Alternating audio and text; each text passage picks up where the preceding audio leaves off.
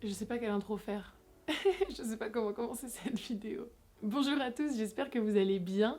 Écoutez, bonne année 2024, puisque j'ai pas encore eu l'occasion sur la chaîne de vous le souhaiter. Mieux vaut tard que jamais, comme on dit. Je suis vraiment très heureuse de reprendre la chaîne, de reprendre les vidéos, puisque je suis fraîchement revenue d'Asie du Sud il y a quelques jours. Petit aparté, on va pas du tout s'éterniser sur ma vie, etc. parce que j'ai littéralement 12 livres à vous présenter dans ce point lecture, donc ça va être suffisamment long comme ça. Mais petit aparté, c'est j'ai une petite question à vous poser. Est-ce que ça vous intéresse encore là maintenant de regarder des tops? Parce que j'ai pas eu l'occasion de vous filmer mon top 2023 et de détailler un peu mes petits projets pour 2024. Là, au moment où je tourne cette vidéo, on est début février, encore assez proche du début de l'année. Je sais pas si ça vaut le coup. Voilà, donc dites-moi juste si voir une petite vidéo top maintenant, c'est encore pertinent. Sinon, ça passe à la trappe cette année, c'est pas très grave. Aparté terminé, passons aux avis lecture. Le premier livre dont je vais vous parler, c'est Je suis fille de rage de Jean-Laurent Del Socorro. Alors, on est en plein dans la guerre de sécession des États-Unis, on est en 1861. Abraham Lincoln est en train de parlementer avec la mort et il doit prendre, entre guillemets, une décision. C'est est-ce qu'il va laisser la guerre continuer au risque de perdre énormément de vies humaines, ou est-ce qu'il met fin à cette guerre absolument horrible et meurtrière maintenant, au risque que l'esclavage reste une norme acceptée sociale aux États-Unis. Et c'est un roman choral, c'est-à-dire qu'on va suivre énormément de personnages de tous les camps à travers ce roman. On a d'un côté ceux de l'Union du Nord et ceux de la Confédération du Sud, et après plein de personnages aussi qui sont soit réels, soit inventés.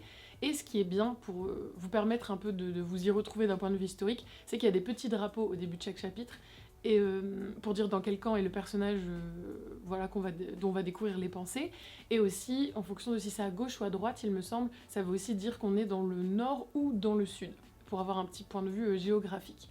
Alors ça peut sembler un peu déroutant là comme ça, et c'est vrai que les premiers chapitres dans la lecture, il faut un peu de temps pour capter qui est dans quel camp, du coup qui défend quelle valeur, etc. Mais au fur et à mesure, on se souvient des personnages. Donc ces petites indications, elles servent vraiment au début, mais c'est pas si compliqué que ça à suivre, faut juste être un chouïa concentré. Alors c'était vraiment très intéressant parce qu'on a vraiment les points de vue à tous les échelles. On a le commandement, on a des esclaves, on a ceux qui combattent dans la boue, donc c'est très très immersif. Il y a énormément de personnages. Alors peut-être un peu trop, c'est un petit point négatif que je pourrais voilà, donner à cette histoire, c'est qu'il y a tellement de personnages que on n'a pas le temps de s'y attacher correctement, ou alors si on s'attache à certains personnages, on est un peu déçu de ne pas les voir plus souvent. Donc ça c'est vraiment le côté roman choral, bah forcément c'est qui tout double, soit on aime avoir une multitude de points de vue, soit on aurait aimé s'attarder sur un peu plus, voilà, sur certains points de vue en particulier. Ça a été peut-être un peu mon cas. J'ai beaucoup aimé tous les personnages inventés et on les voit pas tant que ça. On se concentre énormément aussi sur des personnages qui ont existé, ce qui est très très bien. Jean-Laurent Del Socorro, en gros, il va ponctuer son récit de lettres, de titres de journaux aussi, qu'il a retrouvés dans les archives et qu'ensuite il a traduit. Et c'est des lettres réelles, donc ça ajoute vraiment beaucoup de réalisme. Ça donne beaucoup de consistance forcément à l'histoire puisque on sait que ça s'est vraiment déroulé comme ça, que ces personnages ont vraiment communiqué et interagi de cette manière-là. Le petit point négatif de ce choix de narration, c'est qu'il y en a vraiment beaucoup. Ce qui démontre en fait quand même la qualité et la solidité des recherches historiques de Jean-Laurent Del Socorro, mais qui peut aussi un peu alourdir le récit, je trouve, puisque ça nous coupe un peu dans l'action, c'est vraiment beaucoup de descriptions, de gens qui racontent des choses, donc il y en a tellement que ça casse peut-être un chouïa le rythme. C'est le roman le plus historique de Jean-Laurent Del Socorro. La partie un peu fantastique, c'est donc la mort personnifiée, mais elle est assez légère. On est vraiment dans cette compréhension de la guerre de sécession, dans son horreur, etc. C'est un roman qui est très engagé. On parle de forcément l'esclavage, du sort des Noirs qui s'est pas forcément amélioré, de la condition des femmes, de l'orientation sexuelle aussi. Voilà, il y a beaucoup de thématiques qui sont abordées. C'est vraiment très chouette. Il y a simplement des longueurs dues à cette envie, je pense, de Jean-Laurent Del Socorro d'ajouter beaucoup de consistance et de faits historiques dans son récit, ce qui est très bien pour l'immersion et la compréhension de ce conflit, ce qui est peut-être un peu moins bien côté rythme, narration et attachement au personnage. Dans un tout autre registre, j'ai lu Carmilla de Sheridan Le Fanu, qui est un classique très très court, je crois il fait un tout petit peu plus de 100 pages, donc c'est plus une sorte de novella un peu gothique, etc., qui en gros fait vraiment partie du mythe fondateur du vampire. Parce qu'il faut savoir que Carmilla a été écrit 25 ans avant Dracula de Bram Stoker, donc même s'il est moins connu par la plupart des gens, il fait partie vraiment des textes qui ont permis d'instaurer et de créer ce mythe du vampire comme on le connaît un peu maintenant à l'ère moderne. On est donc dans un château en Styrie, je crois qu'on est début 19e, il y a une jeune fille qui s'appelle Laura qui s'ennuie, elle est très solitaire, elle a une condition de santé un peu fragile, tout ce qu'elle rêve c'est d'avoir une compagne avec qui jouer et discuter la journée. Et justement, après un petit concours de circonstances, une jeune femme va être accueillie dans leur château. Elle s'appelle Carmilla. Bon, au moment de l'arrivée de cette jeune femme, il y a aussi une espèce de maladie étrange qui va se propager dans la région, et il y a beaucoup de gens qui vont mourir, et on va découvrir un peu comment Laura et Camilla vont interagir, et comment Laura petit à petit va peut-être se rendre compte que sa compagne de jeu est peut-être un peu plus étrange qu'elle ne le pensait. Il n'y a pas de choses novatrices, il n'y a pas de surprise, parce que quand on lit ce texte, en tout cas moi là quand je l'ai découvert, je savais exactement qu'on avait parlé de vampires, donc il y a très très peu de surprises, donc il faut vraiment aborder ce récit comme ok je vais découvrir quelque chose qui fait partie des fondations en fait ensuite de tout ce que la pop culture a pu reprendre et tout ce que les autres œuvres autour de ces créatures ont pu créer, en fait ça vient de ça, mais forcément rien ne nous paraît nouveau, tout nous paraît attendu, et on est très peu surpris. Bon, ça se lit quand même très bien, c'est un bon roman noir, c'est un roman gothique, d'ambiance. On a surtout la relation entre Laura et Carmilla qui est assez particulière. C'est un mélange de fascination, d'amour, de peur, de fantasme. Il y a beaucoup d'ambiguïté, de mystère autour de leur relation. Donc ça contribue à instaurer cette atmosphère un peu malaisante autour de ce qui se passe. Et j'ai pas grand chose à en dire à part que c'est sympathique, c'est bien écrit, que c'est bon pour la culture générale et que si un jour je veux faire une vidéo par exemple autour du mythe du vampire, je sais que je pourrais me rebaser sur cette histoire-là. Et sachez que si ça vous intéresse, vu qu'il est sorti en 1872, quelque chose comme ça, il est dans le domaine public, donc vous pouvez trouver le PDF gratuitement, ça fait à peu près 100 pages, ça se lit très vite, donc si vous avez envie de découvrir cette histoire, vous pouvez le faire gratuitement. Encore dans un genre très différent, mais vous avez peut-être l'habitude si vous êtes là depuis un moment, et sinon, sachez que j'ai des goûts littéraires très éclectiques, donc on peut passer d'un genre à l'autre, écoutez, ça permet de faire de chouettes découvertes. Puisque j'ai lu Le Bureau des Affaires Occultes, le tome 1 et le tome 2 de Éric Foissier. Alors là, on est sur du policier historique à Bâle. On est en gros en 1830 à Paris. C'est durant les petites révolutions de juillet pour renverser le nouveau roi français Louis-Philippe. Et on va suivre l'inspecteur Valentin Verne. Il est extrêmement beau, on le décrit tout le temps comme un ange tombé du ciel pour blablabla, mais il est aussi très solitaire et un peu taciturne. Et en gros, il va devoir enquêter sur une affaire très étrange qui est celle d'un jeune homme qui s'est suicidé, vraiment avec un comportement très très très bizarre au point que on pense qu'il y a peut-être quelque chose d'étrange ou de suspect derrière son suicide, qui n'en serait peut-être pas un. Et en gros, Valentin Verne, il est très féru de chimie, de science, et derrière tout ce qui peut paraître occulte, il va essayer de trouver des raisonnements logiques. Parce qu'on est vraiment dans une époque où le spiritisme, la spiritualité, tout ce qui peut sembler occulte est en train de se développer très fortement en France, et lui il va essayer de redonner du sens et de la raison à toutes ces choses. En parallèle, on découvre dans des chapitres dédiés un petit garçon assez jeune qui s'appelle Damien et qui écrit dans son journal. Dans son journal, on apprend qu'il est en train de vivre des choses assez horribles, des sévices, etc., d'un homme qui s'appelle le vicaire. Et donc ces affaires vont se rejoindre puisque Valentin est également à la poursuite du vicaire. Et le tome 2, on va continuer sur justement cette poursuite du vicaire, et en parallèle, c'est la communication avec les morts. Donc il y a un homme qui arrive à communiquer avec une jeune fille défunte, et donc la belle-mère de cette jeune fille va voir Valentin et va lui demander de l'aider à le percer à jour. Donc on a vraiment à chaque fois une enquête autour du paranormal, de l'occulte, dédiée à chaque tome, et ensuite on a cette espèce de fil rouge autour du vicaire, et on va en apprendre plus sur le passé de Valentin, tout ça. J'ai trouvé ça vraiment très chouette, et j'ai trouvé ça hyper immersif. Ça faisait longtemps que j'avais pas lu un policier, un thriller historique et tout, et j'ai été happée. Le tome 1 surtout, je l'ai trouvé excellent. Le tome 2, très bon, mais un peu moins. Bon, après, le personnage de Valentin, sublimissime, mais un peu, voilà, torturé, machin. Bon, il y a du cliché, il y a un peu du cliché forcément, mais ça m'a pas du tout dérangé, ça se dévore, c'est très bien écrit pour du policier français, parce que j'ai déjà lu des livres, des fois, la plume elle était pas folle. Là, c'est très très bien écrit, on est vraiment dans ce Paris grisâtre, pluvieux, au milieu de ces révolutions. Donc on a vraiment ce contexte historique, ce Paris un peu crasseux, et Valentin qui essaye un peu d'apporter de la lumière à cette noirceur, que ce soit la noirceur qu'il y a dans sa propre vie, ou la noirceur qui gangrène un peu Paris. Notez la rime, totalement par hasard. Je n'avais pas lu de fantasy depuis très très longtemps et j'ai eu très envie de m'y remettre et je me suis lancée dans Elantris de Brandon Sanderson. C'est mon premier Brandon Sanderson. Je n'ai encore jamais lu cet auteur de fantasy qui est pourtant adulé de partout, hein, sur Booktube, etc.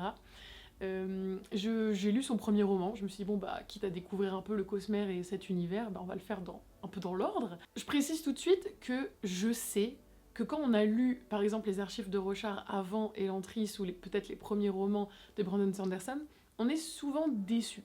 Mais comme moi j'ai pas d'outil de comparaison parce que je sais pas ce qu'il a pondu après le type, bah franchement c'était sympa. Mais sachez que si vous avez lu voilà, déjà les archives de Rochard qui sont un peu, bah, je sais pas, pour l'instant c'est un peu son chef-d'œuvre, peut-être que tout ce que je vais vous dire là, voilà, vous ressentiriez pas la même chose. C'est possible, je pose ça là. L'histoire c'est quoi? C'est que en gros, 10 ans avant nos faits, notre intrigue à nous, il y avait la cité d'Elantris qui était absolument sublime, magnifique. Les Élantriens c'était quasiment des demi-dieux, etc. Sauf qu'un jour, on sait pas pourquoi, il y a une malédiction qui frappe, et ils disparaissent tous.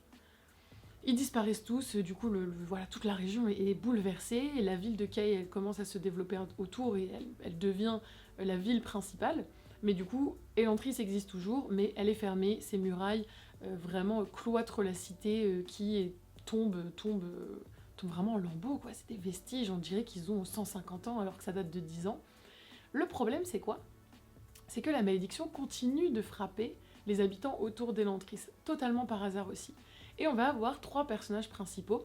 On a le prince Raoden qui va justement être frappé de malédiction et envoyé à Elantris avec toutes les personnes qui sont touchées par ça. On a la princesse Sarene, c'est ça, qui est venue l'épouser et qui du coup va se retrouver dans un territoire et un pays qu'elle connaît pas avec un prince, on lui dit qu'il est mort. Bon bah elle est là, elle sait pas quoi faire. Et on a alors un nom imprononçable, mais je pense qu'on va dire Raten, qui est un espèce de prêtre qui est venu convertir toute la population à sa religion. C'est vraiment nos 3 personnages principaux. Et on va alterner les points de vue, les récits, ce qui permet d'avoir le point de vue à l'intérieur d'Elantris, le point de vue de Sarene un peu dans la cour, les complots politiques, etc. Et ensuite le point de vue de Raten par rapport à tout ce qui est justement l'impact de la religion. Et c'est ça qui donne un peu l'enjeu, parce qu'en gros lui il est venu convertir tous les païens entre guillemets, et il a un mois. Il a un mois parce que sinon le chef de sa religion à lui, il arrive et il bute tout le monde. Les personnages, franchement oui, ils sont super clichés.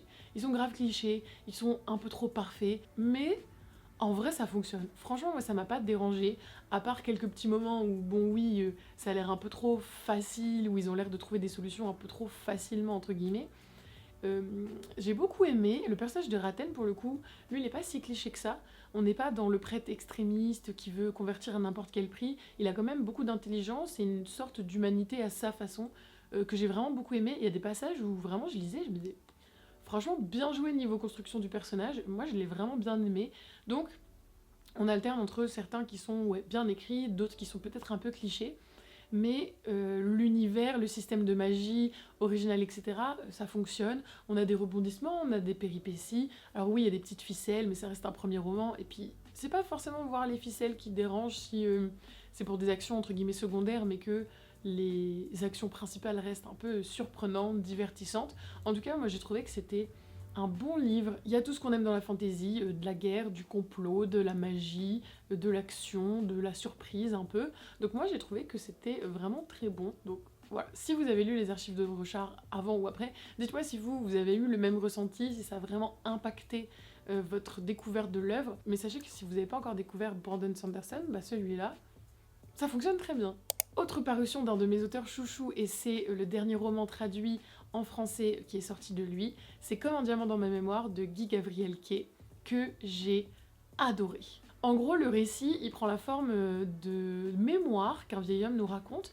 Il va nous raconter en fait quelques aventures et surtout il va se concentrer sur des rencontres voilà, fortuites qui ont changé sa vie. Comment des petits hasards ont pu bouleverser son existence, et il y repense un peu avec nostalgie, avec beaucoup de reconnaissance, alors que voilà, il est beaucoup plus âgé, et c'est extrêmement touchant. On parle énormément de souvenirs et de mémoires. On est dans un monde inspiré de l'Italie de la Renaissance, très très fortement inspiré, parce que Guy Gavrielki, à la fin, il nous explique que justement dans ses recherches, il s'est inspiré de vrais conflits, de vrais personnages, de vraies organisations militaires, etc. Et qu'ensuite il a repris ça à sa sauce pour l'inventer dans une espèce de fantaisie historique un peu pimpée. Mais on ressent que c'est vraiment très bien documenté, très bien recherché. Mais toujours avec Guy Gavrielki, c'est que cette part d'histoire, elle va jamais se faire au détriment de la narration. On se concentre toujours quand même sur des personnages qui sont attachants, une plume magnifique, fluide, etc. Un petit élément fantastique qui là prend la forme d'une guérisseuse qui peut parler avec les morts. Il y a toujours voilà, ce petit élément, mais la partie historique sert vraiment de fondation. Et ensuite, la narration, les personnages restent quand même la pièce maîtresse de ces livres. Et vraiment, c'était trop bien. C'est vraiment une histoire qui est très romanesque, dans le sens où c'est vraiment une suite de péripéties, d'aventures qui vont se produire sans forcément de fil rouge particulier, hormis les personnages à qui ça arrive. Tout débute donc dans un espèce de comté qui justement est dirigé par un comte particulièrement connu pour le fait d'être cruel avec les femmes qu'il reçoit la nuit, chez lui. Et donc Guidano, lui, il doit surveiller la porte, il sait ce qui se passe à l'intérieur, il n'est pas vraiment très fier de, entre guillemets, d'y participer. Mais il va laisser entrer une femme un soir, et cette femme, elle va tuer ce comte, elle va l'assassiner. Guidano, il va le savoir, il va l'aider à s'échapper, cette femme.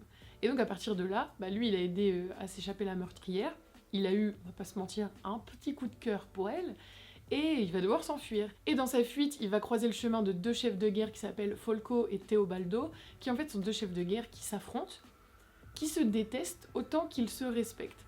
En gros, le comte qui vient de mourir, son territoire il est au milieu, et eux ils ont chacun un truc à gauche, un territoire à gauche et à droite. Donc ils veulent pas que l'un commence à avancer sur l'autre parce que justement il n'y a plus personne pour protéger le territoire du milieu.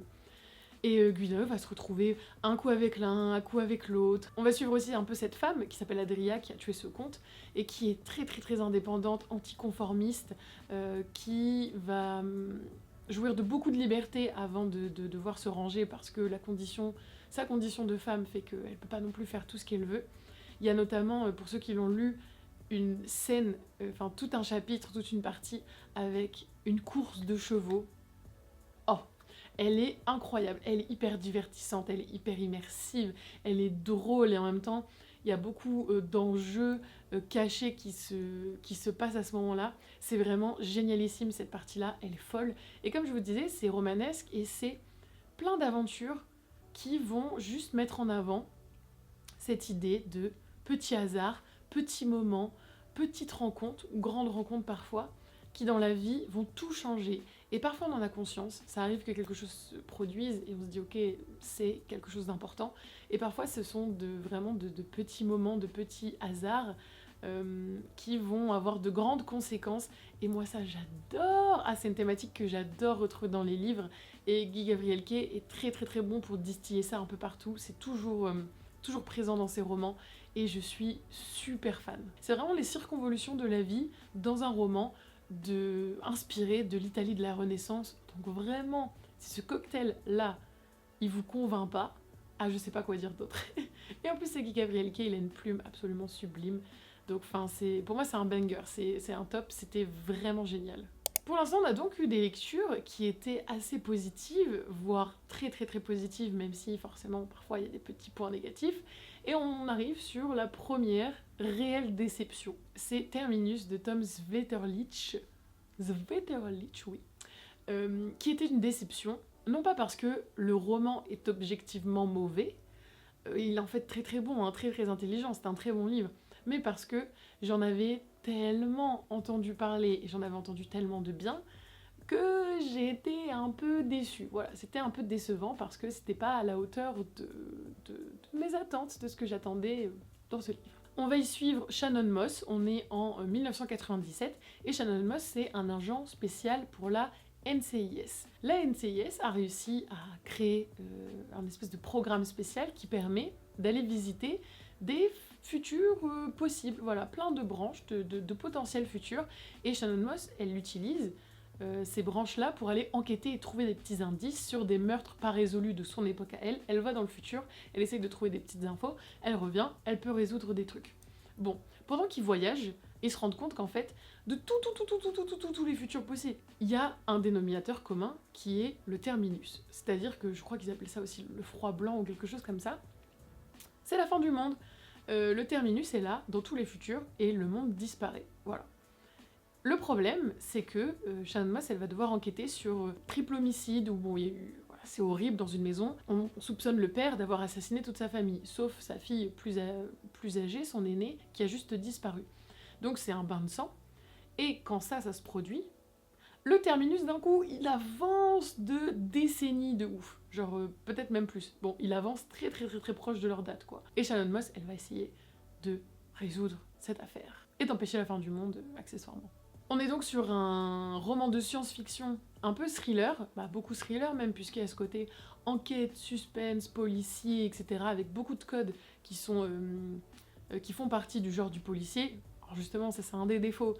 Pourquoi je n'ai pas tant aimé ce livre comme je l'aurais dû, je pense, c'est que Shannon Moss, elle m'est sortie par les yeux. Ah vraiment, je pouvais pas la voir.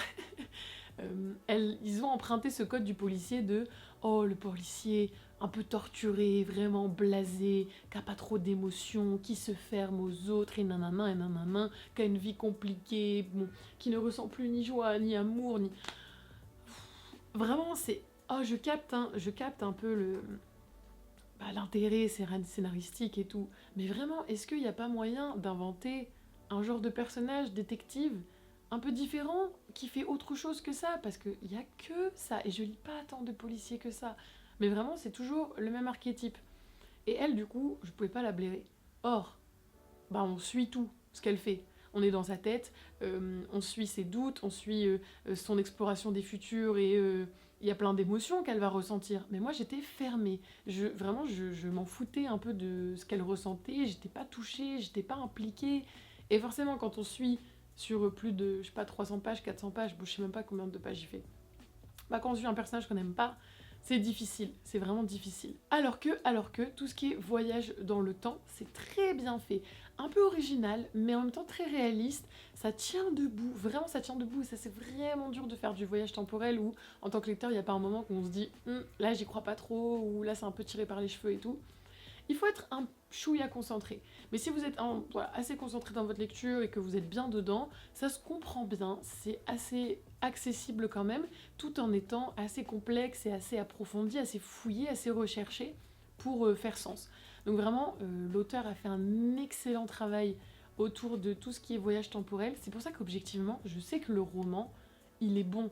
Je sais que vraiment, il est intelligent, il est bien mené, bien construit. C'est simplement que d'un point de vue subjectif, et c'est ça aussi, en tant que lecteur parfois, la rencontre se fait pas. Moi, comment je l'ai perçu, comment je l'ai reçu, c'est que j'aime pas ce personnage principal, donc je m'implique pas dans ce qui lui arrive, donc forcément je reste spectatrice de toute cette histoire, et je reste un peu sur ma faim à la fin, sans mauvais jeu de mots.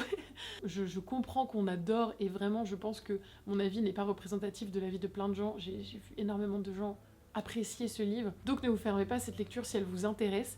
Juste sachez que il y a un petit archétype là de policier qui est légèrement exaspérant, mais si vous vous faites pas avoir par ça, c'est très chouette et la fin est vraiment très bonne. Ah oui, et le personnage principal est unijambiste, donc il y a de la petite représentation de handicap et ça, on approuve.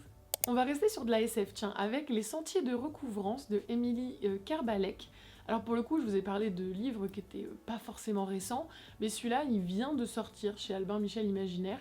Il est beaucoup passé, et plus qu'un roman, c'est plutôt une novella. C'était sympathique, alors c'était une lecture assez particulière, parce que souvent on peut être happé par une première partie de livre, et déçu par la suite, etc. Ou alors si on n'aime pas la première partie, on abandonne.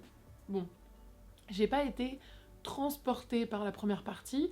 En gros, on découvre Nas et Hayden, ces deux adolescents qui, suite à des événements un peu tragiques, vont se retrouver un peu en quête de sens, un peu livrés à eux-mêmes, en quête identitaire. Bon bah ça casse pas trois pattes à un canard. C'est vraiment simple dans l'écriture, alors c'est quand même bien écrit, mais voilà, c'est très simple, c'est de la young adulte, ce que je savais pas vraiment en fait. Mais c'est quand même, je pense, à destination d'adolescents, même si ça peut très bien être lu par des adultes. Mais on est sur une partie qui est très simple. Bon, moi c'est pas forcément ce que je préfère. Si vous suivez la chaîne depuis un moment, vous savez que le young adulte, c'est pas vraiment là où je trouve pas forcément mon compte. Je continue parce que ça se lit bien, que c'est très court, donc je me dis bon, je vais quand même aller au bout. Eh bien écoutez, grand bien m'en fasse entre guillemets, puisque la deuxième partie, elle est totalement différente, elle apporte quelque chose en plus. Le roman prend vraiment toute sa dimension durant cette seconde partie. On va traiter en fait de beaucoup de thématiques, de la dépression adolescente, de la quête de sens, de la guérison, de l'amitié, d'aussi comment on peut se construire en tant qu'adolescent, que c'est une période quand même qui est très charnière, où on est quand même très vulnérable. Comment on se construit dans un monde où il y a autant de bouleversements climatiques, sociaux, qui peuvent apporter beaucoup d'anxiété. Donc on est vraiment en fait sur cette reconstruction à deux, Nas Hayden, cette reconstruction via l'amitié, via l'écoute, via la bienveillance, via le grand air aussi, la nature. On est dans des paysages français absolument magnifiques, très bien décrits par Émilie Kerbalek. On voit que elle aime sa Bretagne natale, j'imagine natale parce que Kerbalek ça sonne quand même fortement breton. C'était sympathique, c'était sympathique. Vous attendez pas à de la science-fiction de ouf, hein. C'est très très très léger parce que de nouveau, le focus principal c'est ces deux adolescents et comment ils vont retrouver un peu cette joie de vivre, cette envie de vivre, etc. C'est un très très bon roman adolescent. Si vous aimez ce type de littérature ou si vous avez des adolescents qui aiment bien l'imaginaire et qui peuvent être touchés par ces thématiques, c'est très très bon. Alors moi je suis pas la cible, donc c'est pas un coup de cœur, c'est pas un livre qui va être gravé dans ma mémoire, mais c'était vraiment sympathique et je comprends que ça puisse trouver son lectorat, et dans ce que ça cible, c'est vraiment très très bon. Une fois n'est pas coutume, on va parler de deux livres en un. Alors c'est assez particulier comme approche, mais j'ai à peu près la même chose à dire de ces deux livres et ils parlent à peu près de la même chose aussi. C'est La Touche Étoile de Benoît de Groot et Au-delà de cette limite, votre ticket n'est plus valable de Romain Gary. Pourquoi je les mets ensemble? Parce que je les ai lus totalement indépendamment l'un de l'autre et avec plusieurs mois d'écart, mais ils vont parler à chaque fois de la vieillesse, de l'image que la société nous renvoie quand on vieillit, de l'image qu'on a de nous-mêmes, de cette difficulté de continuer à se sentir jeune dans sa tête alors que ton corps commence à te faire défaut, ou en tout cas n'est plus aussi... On a donc la vision d'une femme dans La Touche Étoile avec Alice, qui a 80 ans, c'est une ancienne journaliste féministe qui accepte de vieillir mais refuse de devenir vieille, petite nuance. Et dans le livre de Romain Gary, alors je ne veux pas dire le nom, le titre à chaque fois parce qu'il est long, on va suivre Jacques Régnier, qui lui a 59 ans je crois, et qui se retrouve face à la peur de l'impuissance, parce qu'il rencontre des gens qui sont un peu... d'autres hommes qui sont un peu matrixés par le mythe de la virilité, etc. Et lui, il a peur de l'impuissance, notamment parce qu'il est amoureux d'une jeune femme très très jeune, une brésilienne. Et dans les deux livres, que ce soit la peur du déclin sexuel d'un côté, ou la peur de l'exclusion, en fait, due à la vieillesse de la société, ces peurs, elles vont devenir quand même assez envahissantes pour nos personnages. Ils vont avoir vraiment des difficultés à sortir de cette image que les autres leur renvoient et de cette image qu'ils commencent à avoir d'eux-mêmes. Et c'était vraiment très touchant. Dans les deux cas, c'est extrêmement bien écrit. Benoît de Groot et Romain Gary, je les présente plus, ces deux auteurs vraiment de génie. Ils sont absolument génialissimes, les deux dans leur registre. Et également, c'est pour ça que je vous dis que mon avis, il est pareil pour ces deux livres, ce qui était assez fou, parce que on dirait qu'ils sont un peu en miroir l'un de l'autre. J'ai beaucoup apprécié les premières parties dans les deux cas. Ensuite, dans La Touche Étoile, on part sur un peu l'entourage d'Alice. Donc on parle de la vieillesse aussi quand on a 40 ans, qu'on commence à vieillir, peut-être chirurgie esthétique, de la vieillesse, voilà, de comment on évolue en tant que couple aussi, quand ça fait des années qu'on est mariés. Bon, ça aborde d'autres thématiques. Ça m'a un peu moins...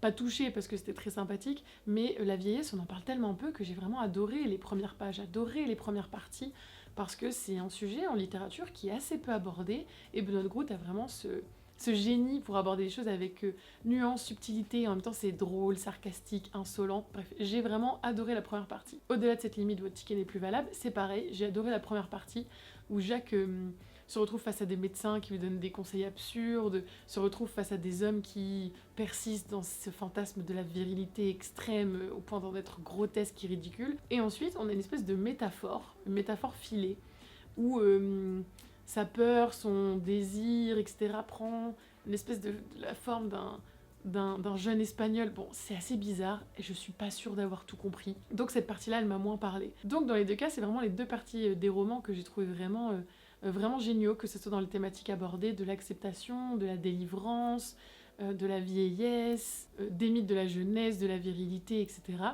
Ça m'a apporté, surtout pour La Touche étoile forcément, parce que ça parle d'un point de vue féminin, donc ça me parle un peu plus, ça m'a apporté des petites brides de compréhension. Ça a un peu, pas modifié ma manière de penser, mais en tout cas, c'est vrai qu'il y a des moments où j'ai pu me dire en lisant le texte, ah oui, bah, moi aussi je peux avoir ce genre de comportement face à des personnes âgées, ou moi aussi je peux avoir cette peur dans le vieillissement que ça soit corrélé à une certaine perte d'envie, de courage, de bravoure, enfin des choses comme ça. Donc ça m'a vraiment apporté des brides de compréhension. Et c'est ça que j'aime aussi dans la littérature, c'est qu'en abordant des sujets qui peuvent sembler peut-être un peu chiants ou tabous ou difficiles, etc., mais qu'on le fait avec bienveillance, subtilité et aussi un peu de sarcasme et d'humour, ça fonctionne et on peut parler à beaucoup de gens. Et donc si le thème de la vieillesse, bien abordé avec subtilité, pas de clichés, etc., ça vous intéresse, ces deux livres sont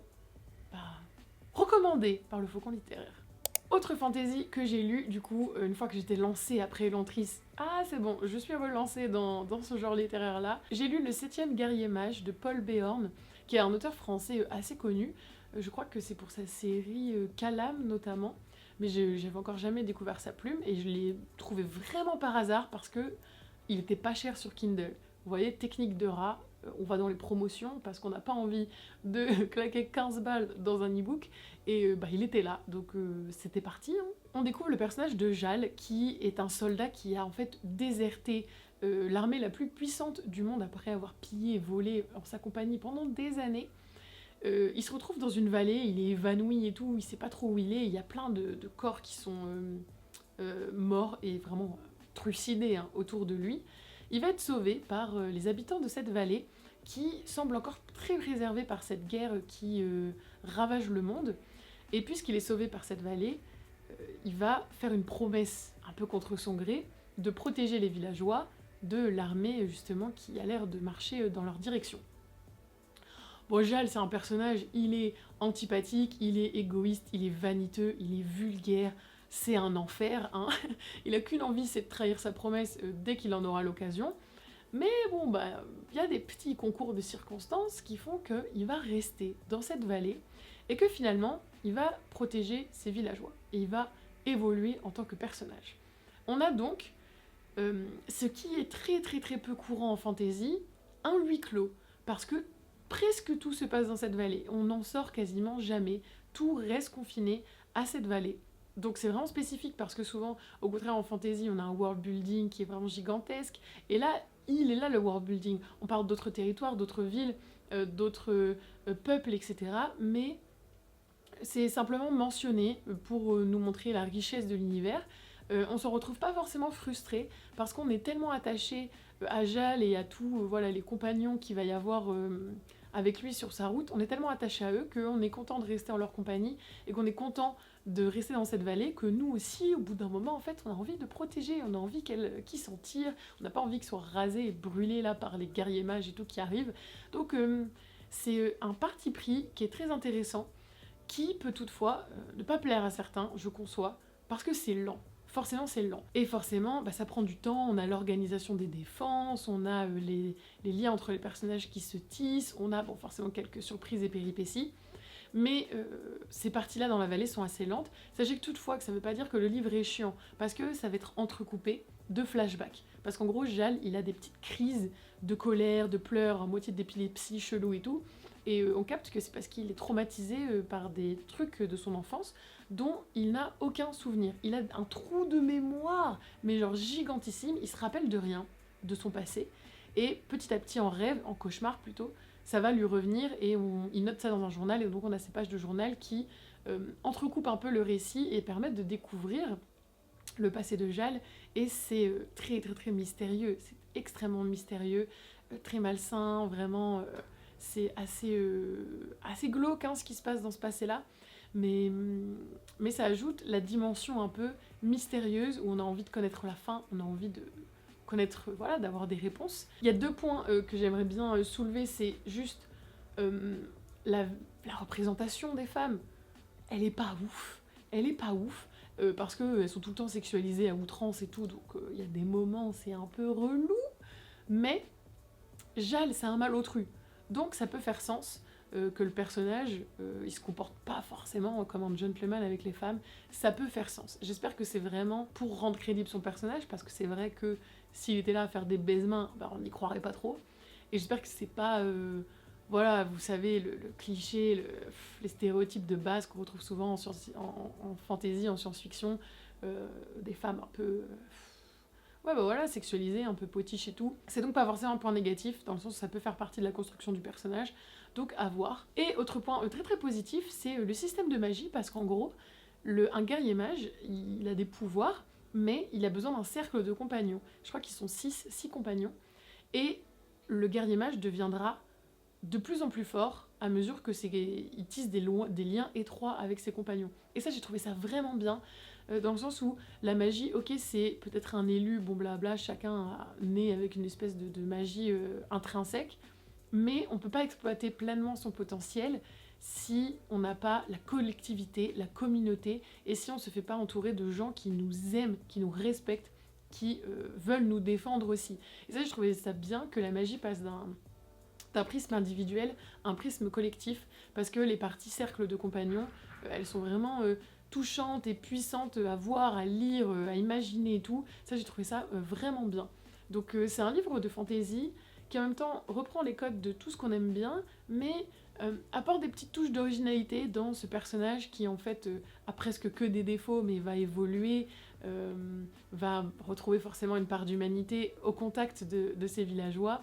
Et on a ce système de magie qui est original, on a la narration en huis clos presque, qui m'a beaucoup plu pour le coup. Et je vous conseille, moi j'avais jamais vu passer ce livre sur les réseaux avant de le croiser par hasard sur Kindle, et je vous le conseille. Et enfin, dernier sélectionné de cette liste, et pas des moindres, c'est Allah n'est pas obligé de Amadou Kourouma. Alors, ce livre, il a eu le prix Renaudot en 2000, il a eu le prix Goncourt des lycéens aussi, et en gros, j'avais noté... le titre il fait référence à quelque chose que le garçon, le narrateur, va répéter énormément dans le texte, et c'est Allah n'est pas obligé d'être juste dans toutes ces choses ici-bas. Et en gros, ça sonne comme le verset d'une sourate presque. Et pourquoi ça fait sens? C'est parce qu'on va suivre l'histoire de Birahima.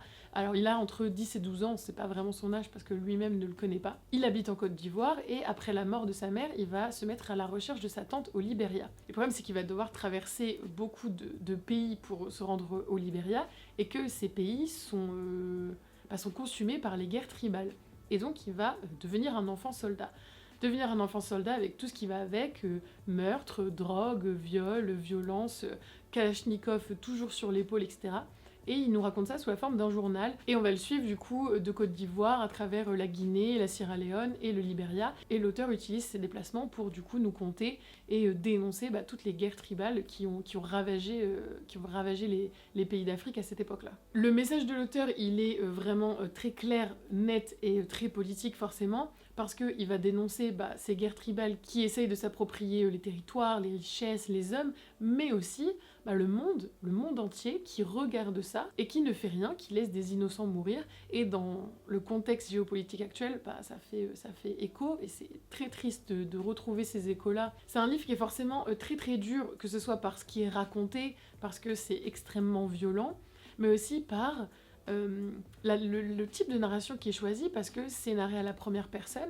On a un style qui est très oralisé. Birahima, il écrit comme il parle, mais du coup c'est un peu insolent et aussi un peu percutant.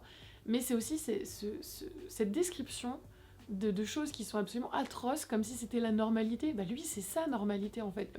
Des fois, il a conscience que c'est horrible, ou que ça devrait pas se produire, ou que c'est pas humain en fait ce qui est en train d'arriver, mais d'autre côté, des fois il va nous raconter des histoires qui sont atroces, comme si c'était Bah, je suis allée chercher le pain ce matin, quoi. L'auteur, il va aussi utiliser un procédé qui est très malin. Il va utiliser donc des mots français, des mots mal linkés aussi, et entre parenthèses, il va donner des définitions qui viennent de 3 dictionnaires différents. Et en gros, il va alterner entre des définitions, des vraies définitions entre guillemets, qui sont dans le vrai dictionnaire, et des définitions réarrangées, des définitions engagées en fait pour dénoncer quelque chose à travers ça. Et c'était vraiment très intelligent, c'était très bien fait. Alors il y a beaucoup de répétitions, je comprends que ça peut un peu fatiguer des fois. Pierre Alima, il va répéter les mêmes choses, il va avoir des petits gimmicks, des petites phrases, notamment Allah n'est pas obligé de faire juste toute chose ici-bas. Mais comme on est dans un style oralisé, ça fait sens. Et quand j'ai fait mes recherches un peu autour de ce livre, parce qu'avant d'en parler, j'avais quand même envie de bien le comprendre, c'est des sujets qui sont sensibles, qui sont complexes, donc j'ai pas envie d'en parler n'importe comment. Et il y a des gens qui ont accusé Amadou Kourouma d'entretenir une vision catastrophe de l'Afrique. Et j'ai trouvé ça très intéressant. Ce qu'il répondait, c'est que avoir une conception pessimiste de l'Afrique, c'est faux. Il y a eu des horreurs qui se sont passées sur ce continent, comme absolument sur tous les continents, voilà, le nôtre y compris largement.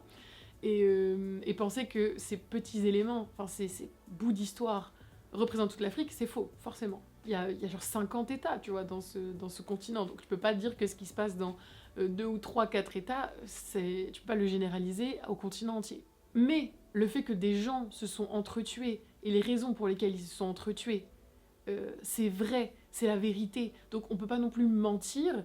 Si on lui demande de raconter des choses, et on lui demande de raconter cette période-là, en tout cas, il va pas mentir. C'est un fait que des gens se sont entretués en Afrique et ont commis des actes barbares. On parle beaucoup plus rarement de choses qui vont bien, de choses positives par rapport à l'Afrique, mais qu'après, lui, c'était pas son intention d'entretenir cette vision des choses, pas du tout. Simplement, il raconte une part de vérité qui concerne ce continent, qui est loin d'être une généralité et une globalité, et qu'on ne doit pas du tout prendre comme une vérité absolue, mais après, il fait sa part de romancier, il peut pas mentir, il raconte les choses. Bref, voilà, je tenais à le mentionner parce que j'ai trouvé ça vraiment très intéressant. Donc, petit mot de la fin, c'est un livre très dur, très poignant, extrêmement violent, faut avoir le cœur bien accroché, mais qui permet de mieux comprendre ces conflits qui ont gangréné une partie de l'Afrique à un moment donné, et tous les jeux de pouvoir en fait qui étaient en place à ce moment-là, comment ça s'est passé, pourquoi ça s'est passé, et le quotidien d'un enfant soldat, à quoi ça ressemblait. Voilà. On est venu à bout. Wow, c'était un point lecture qui j'espère sera pas trop long, mais à mon avis les rushs vont être interminables. J'espère que cette vidéo vous aura plu, j'espère que ça vous aura donné envie de découvrir ces ouvrages, parce que finalement c'est quand même très positif ce que j'avais à en dire. J'ai eu de très très bonnes lectures durant ce voyage. Je suis ravie d'être de retour sur la chaîne et ravie d'avoir pris le temps de filmer, d'avoir pu vous en parler. Je vous attends en commentaire, dites-moi les livres qui vous tentent, si vous avez des avis identiques, divergents par rapport aux miens. Je m'arrête tout de suite là parce que la vidéo est assez longue et je veux pas que vous ne cliquiez pas sur la vidéo parce qu'il y a marqué un temps beaucoup trop élevé. Donc on se dit au revoir ici, je vous fais plein de bisous, je vous souhaite d'excellentes lectures et à la prochaine pour de nouvelles vidéos et de nouvelles aventures. Ciao. Oh, j'ai des fourmis dans les jambes. Ah, c'est dur.